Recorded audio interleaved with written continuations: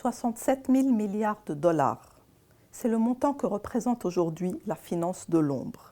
Qu'est-ce que la finance de l'ombre? Ce sont les activités des fonds spéculatifs qui échappent à toute forme de réglementation, mais aussi les activités des banques d'affaires qui ne sont pas comptabilisées sur leur bilan. Ces activités font aujourd'hui peser une menace très importante sur le système financier global. Rappelons-nous aussi qu'en 2008, c'est très largement la finance de l'ombre qui a causé la crise, qui a nécessité la mobilisation d'énormes fonds publics, qui a aujourd'hui mis les gouvernements du monde occidental à genoux. 67 000 milliards, c'est la taille de l'économie mondiale. On a deux systèmes qui existent. Le système de l'économie réelle, où on est actif, vous et moi, et un système de même taille, très dangereux, qui finance parfois cette économie réelle, puisque les hedge funds prêtent maintenant aux entreprises en raison des énormes liquidités dont ils disposent. Ils empruntent de l'argent à des taux très bas et ils prêtent à une petite entreprise qui n'est pas forcément solvable. Ils lui prêtent à des taux très élevés.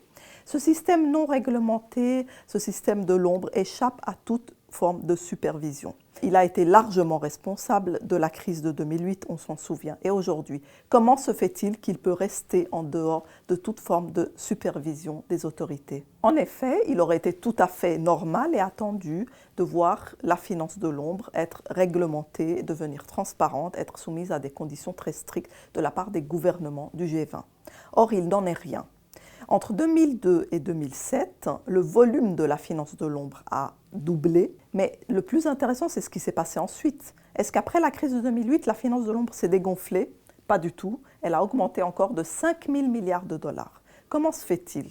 Eh bien, d'abord, lorsqu'on récompense l'échec, eh bien, on a de nouveau des risques qui s'accumulent. Wall Street avait échoué et les gouvernements ont récompensé les banques, les ont fait fusionner avec l'argent du contribuable. En Europe également, des fonds ont été mobilisés avec l'argent de l'État.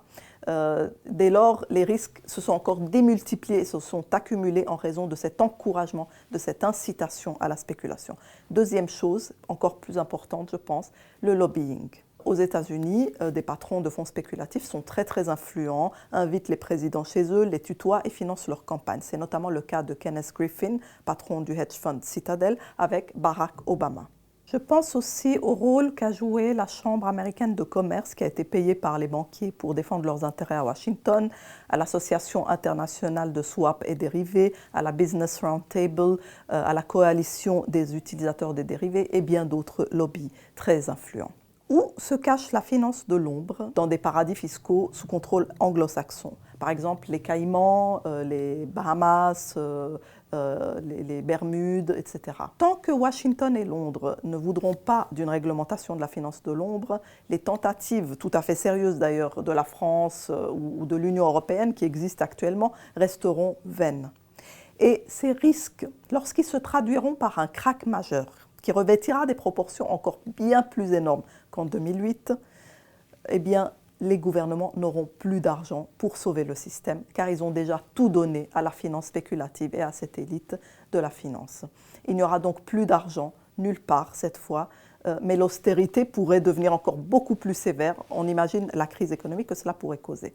Donc, il n'est pas réjouissant de savoir que tous ces risques sont accumulés au-dessus de nos têtes. 67 000 milliards de dollars, telle est l'hypothèque par laquelle la finance spéculative nous tient aujourd'hui et qu'elle détient sur l'ensemble des acteurs de l'économie réelle.